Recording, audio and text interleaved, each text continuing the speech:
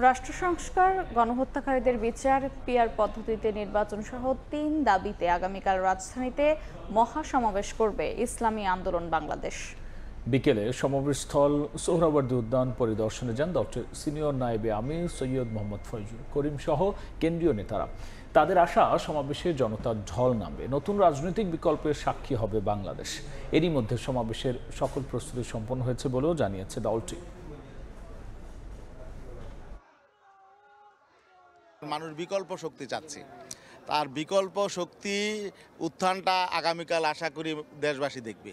আলহামদুলিল্লাহ, আমাদের মহাসমাবেশের প্রস্তুতি মোটামুটি আলহামদুলিল্লাহ প্রায় সম্পূর্ণ হয়েছে বলেই চলে। যারা পিআর পদ্ধতি চায় তারা আলহামদুলিল্লাহ, যারাই চায় এরকম সমস্ত দলকে আমরা দাওয়াত দিয়েছি। সমস্ত দল ইনশাআল্লাহ আসার তারা নেতৃবৃন্দদের দাওয়াত দিয়েছি, তারা আসবেন।